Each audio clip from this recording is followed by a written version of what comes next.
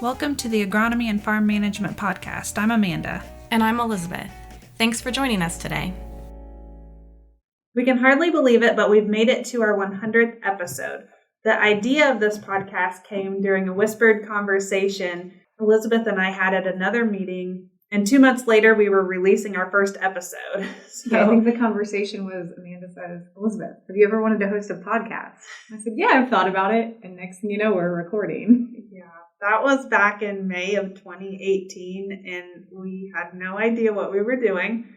Not sure we still do, but we have become one of the most consistent and most listened to podcasts out of The Ohio State University. So I don't know if that's saying much, but we certainly appreciate each and every one of our listeners and our podcast guests as well.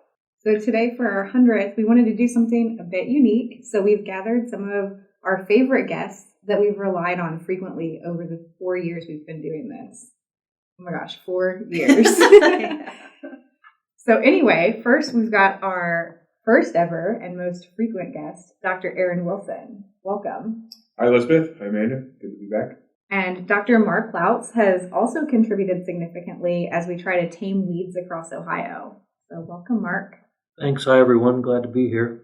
And Barry Ward has helped us out with what has turned out to be one of the most listened to podcasts on rising input costs this past fall. Thanks for joining us today, Barry. Happy to be with you. And last but not least, Jason Hartshoe is our jack of all trades. He's been on to talk about cover crops, nitrogen, fungicides, harvest, and probably a few other topics. So welcome, Jason. Thanks. Glad to be here and help everybody out. To start out, let's take a look back at 2018. Refresh your minds if you're like me, you can't remember yesterday, let alone back in 2018. But when we started this podcast, what was going on? And as we go through this episode, we want to look at what was happening then, kind of what's been going on since then, a lot, obviously, with 2019, 2020, and then where all our guests think we're heading into the future. 2018 was the first e-fields report release, right? Yeah, that first January. Talk about crazy. It's hard to believe that this past winter we just released our 5th anniversary edition. Looking at how much we've grown over those 5 years is pretty exciting. Yeah, and that's really been something we've appreciated diving into on the podcast. At least once or twice a year, more bringing on guests who have those reports and looking into them a little bit more.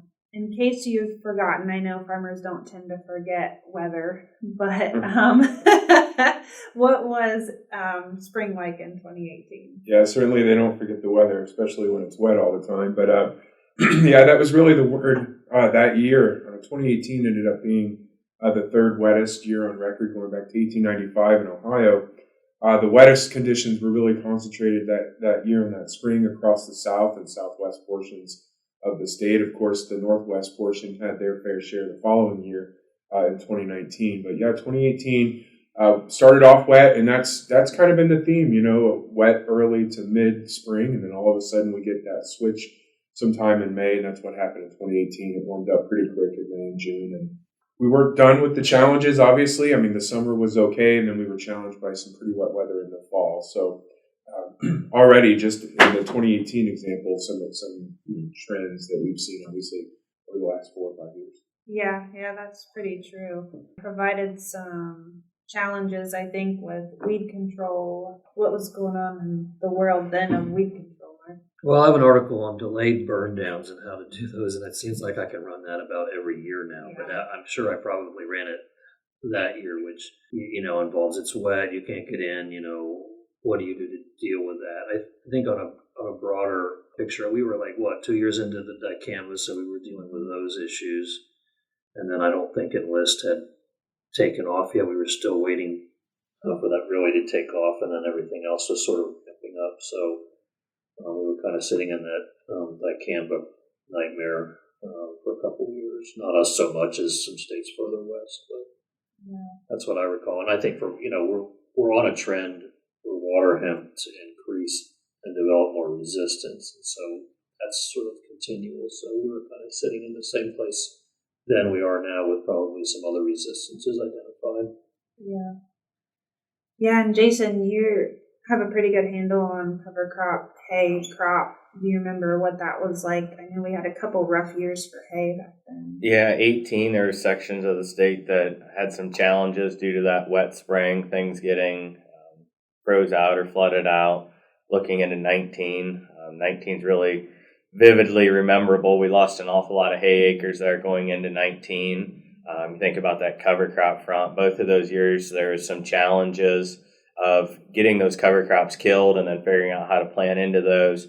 And that just continues with the learning curve as we continue to see more cover crops planted across the state. And I guess it seems like we're having more and more of these wet springs. As Mark said, it seems like every year he gets to run the late burn down article. Well, if you can't get your burn down on, you also don't get that cover crop terminated as early as you wanted to. H2 Ohio, was that supposed to roll out right before the pandemic? Yeah, it was supposed to come out there. It got delayed a little bit. So this is the first year really of cover crops that were planted under that H2 Ohio program.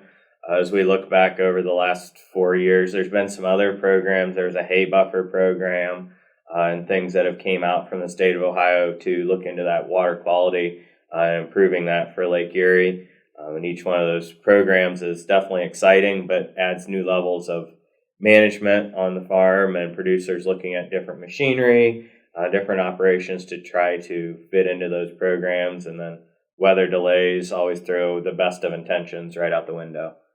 And Barry, on your side of things, I don't know if anything's changed quite as much as the economic landscape in agriculture has over the last 4 years. Looking back at 2018, farm income was down. We were really worried about that.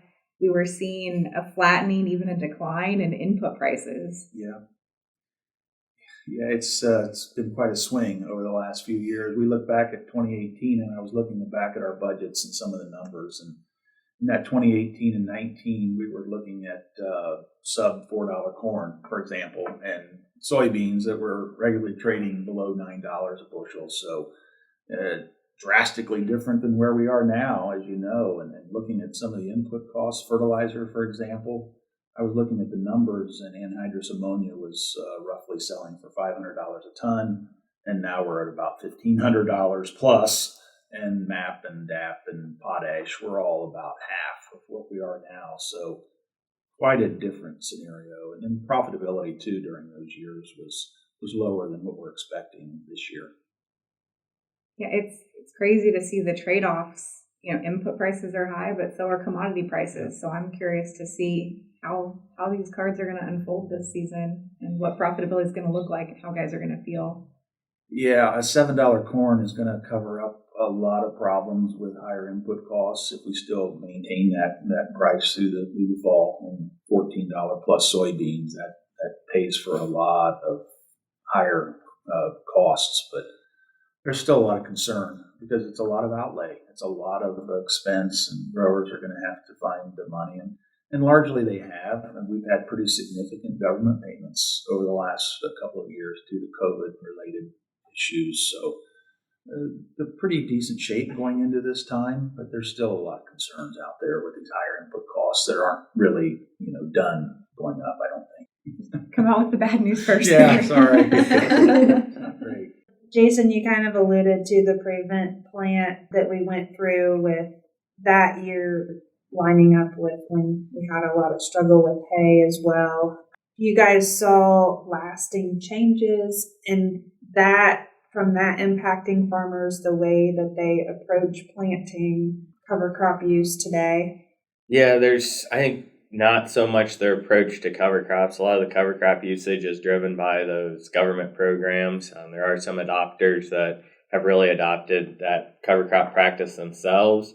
But the things we're seeing is the changes in equipment. So guys looking for either bigger sprayers or lighter sprayers so they can get across more acres or get across those acres sooner to put their burn downs on and to terminate those cover crops. We also are seeing guys, when they trade equipment, they're definitely trading into larger equipment so that they can plant on the days that it's fit and get more acres covered. which is mostly a good thing, except for when you can plant half your corn in one day and it was the wrong day to pick. So there are some challenges with that larger equipment, able to plant things faster, but those have definitely been some trends we're seeing as guys are looking for ways to get things done faster. There was a lot of replant to go with those prevent plant acres where guys planted and then they had to come back and plant in June because they didn't have a very good stand. And once you plant the first time, you can't take that prevent plant. So it does seem like we're having guys seeing more patience. Guys aren't getting up quite as fast on those cold April soils, but they definitely come May are wanting to be able to cover a lot of acres on that first day that it's fit. I think there's some experimentation with cover crops still on how to terminate, which is based on your soils and your operation. But, weed scientists are trying to help with this by doing more research on plant green and things like that. So I think that's continuing to evolve.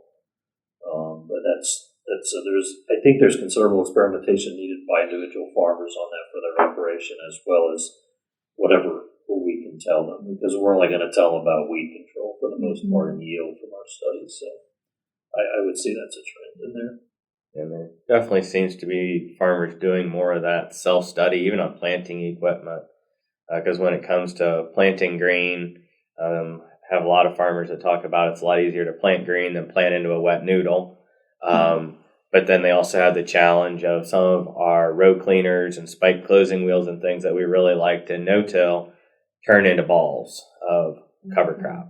So looking at those different planter attachments, how they really fit if they're going to have a large cover crop, and how to switch those out depending on the growing season. I think it comes with the recognition too. The springs are getting wetter, right? And the fact that over the last 4 years we've only had one good spring season, which was 2021. That really speaks to the trends that we've seen over the last 20 years and what we're likely to see moving forward. What do you guys think you'll see moving forward? Barry, I'm curious on the inputs. Are there forecasts out of whether they're going to stay high for a significant time, or is there still a lot of unknown? Or what's going on in that world? Well, I think we're going to see, generally speaking, I think we're going to see input costs follow crop prices. We've seen correlation there before, and I think that's still in effect.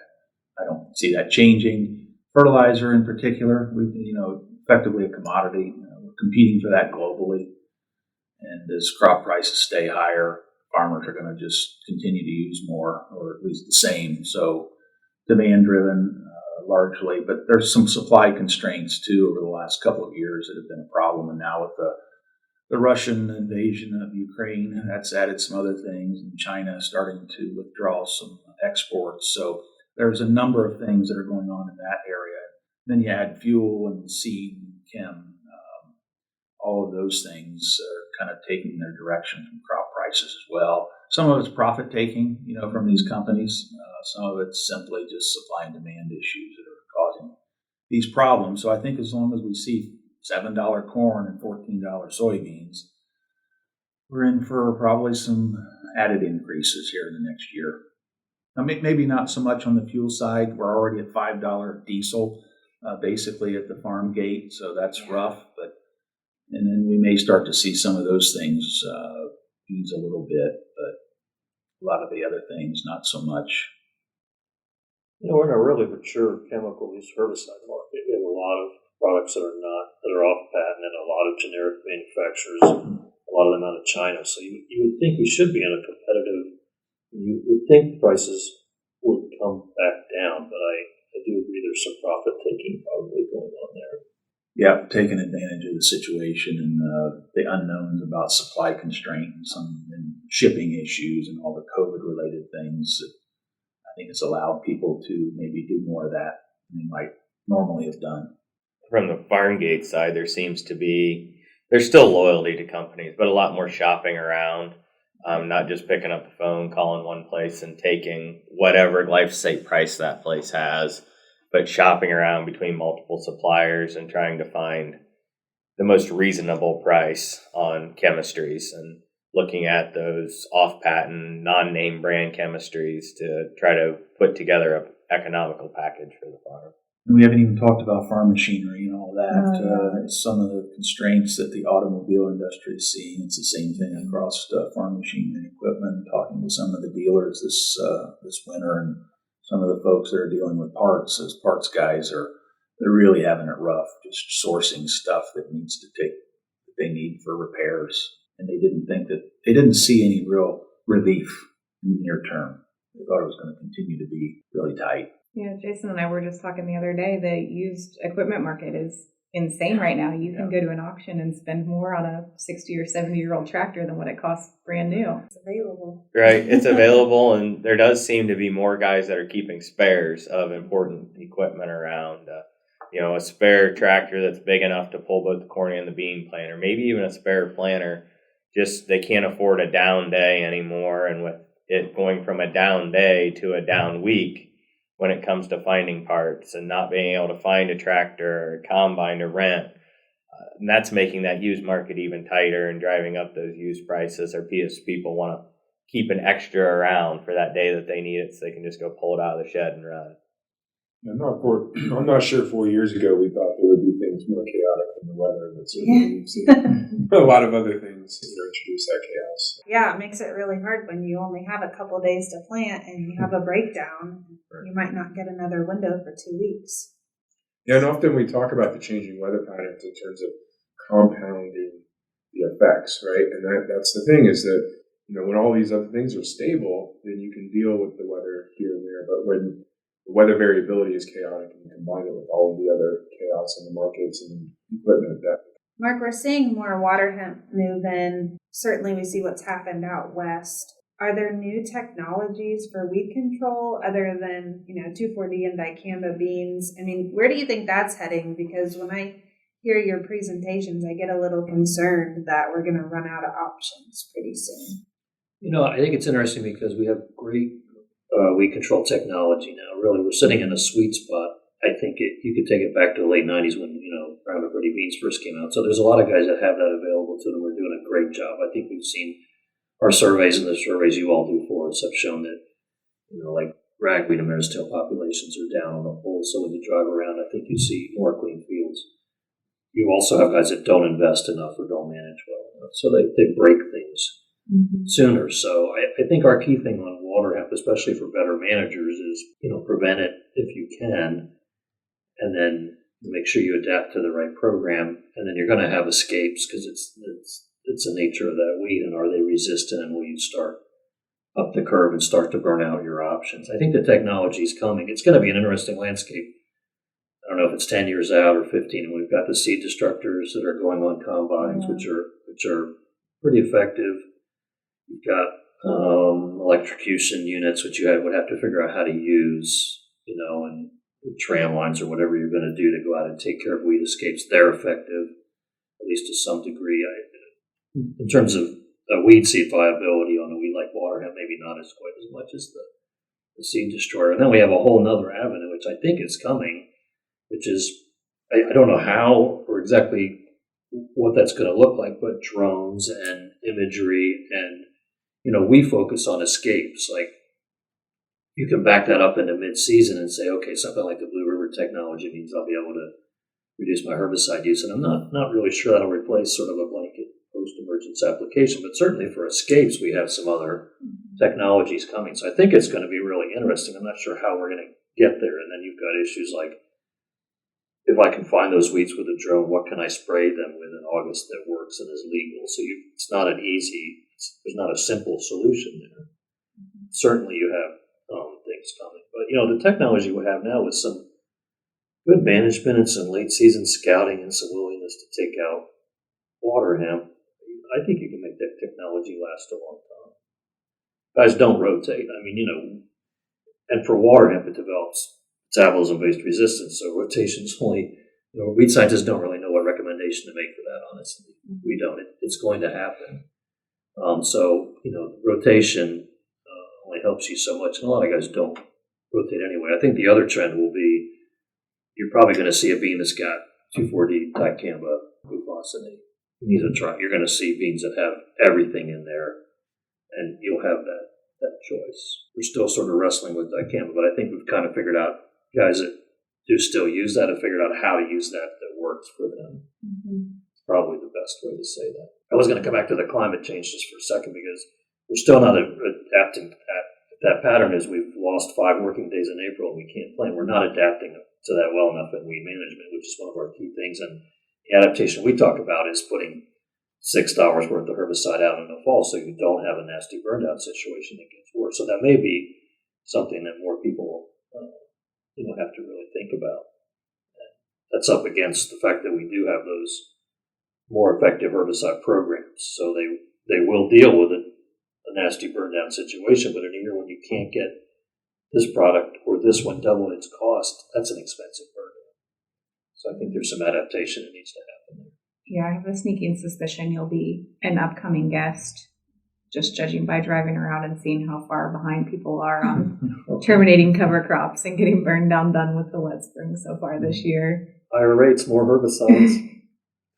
It appears to be where people are cutting back, whether it's by choice or by Aaron forcing their hand with the weather. You can only cut herbicide programs back so much, even if your costs are up. If you do, it just goes to crap. No, we've learned a lot over the last couple of decades. It seems like going from, I don't know, it's just astounding to think about how for generations we farmed the same way. And then we started having herbicide technology and then, Roundup Ready. And now we have all these herbicides available, and then mechanical control coming into the future. What we learned with Prevent Plant, some of that, of course, gets lost, I guess, with each generation, and then the next generation has to experience it. But when we talk about how quickly the world learns things, like every 15 minutes, there's something new that's learned today compared with 100 years ago. It's tremendous and a lot to take in. Any closing thoughts? It could be a good year profit-wise. It's going to, be dependent on what we see weather-wise. But right now, as we look at our budgets for this upcoming fall for our major commodity crops, it's looking reasonably good, especially as we look at the really high input costs that we're having to deal with. So that's one positive. But I guess my warning, and I'm sure growers are really concerned about this, is what happens when corn and soybean prices start to fall. Are we going to be stuck with a very sticky kind of cost structure? And then that's typically what happens. So managing now with that thought in mind, and with higher rents probably on the horizon too over the next, we've already started to see them increase last year. Yeah. So that's the concern I think everybody is looking for, or not looking forward to, but that's in the back of their mind for this near term. I don't want to end on a negative note, I guess, but at least this year there's going to be some possibility to pad equity perhaps in net worth, but at the same time concerns about dealing with income taxes. So that's always the negative side of a high profit year. Dealers all have programs to help us with that, Barry. They'll sell us. If you can find Sell us that piece of equipment 3 years in advance, and you can get it 3 years from now. Yeah, the IRS frowns on some of those deals, so be careful. But I think a lot of it comes back to Amanda's comment that we learn so much more. You can learn something new every 15 minutes, and all that knowledge is shared through the internet and everything else. And that as we come across all these challenges, you're no longer on an island trying to figure them out. Even if you go back to Prevent Plant in 2019, or we look forward at the weather challenges, look forward at the challenges that come from cover crops, or even the herbicide issues. There's all kinds of people across the country, across the world, dealing with it at a different time, and we can find some of that information and use it on our own operations to progress forward and try new things, or even pull something out that was 60 years old that we had forgotten about and somebody comes across that can make your operation better. And I think from a weather perspective, the weather is the weather, obviously, but we know that we've seen certain trends that we expect to continue. Wetter springs, heavier rainfall, more intense precipitation. So adapting to those and learning those, how do cover crops fit in that? So obviously we see a lot of movement in so-called climate smart agriculture.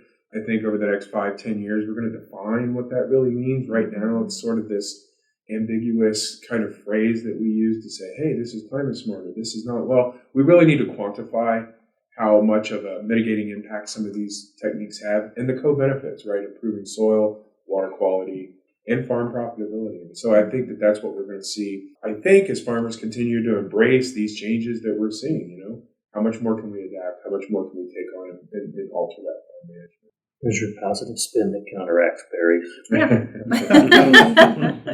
Thank you all for joining us today and in the past and hopefully in the future. Thank you to our listeners. Elizabeth and I started this podcast as another way for you to gain information to improve your operation. So we want to keep it viable, keep it real, keep what you need coming through your speakers. So if you ever want to suggest a topic, give us feedback. We'd love to hear from you on that. Well, here's to 100 more. Here. Yeah. Thanks. Congratulations. Thanks for listening to the Agronomy and Farm Management Podcast. Join us again in 2 weeks for our next episode. Hey, podcast listeners. Just a reminder to give us a like or subscribe so you know when we release new episodes. If you're enjoying the podcast, be sure to leave us a review also. We appreciate the comments.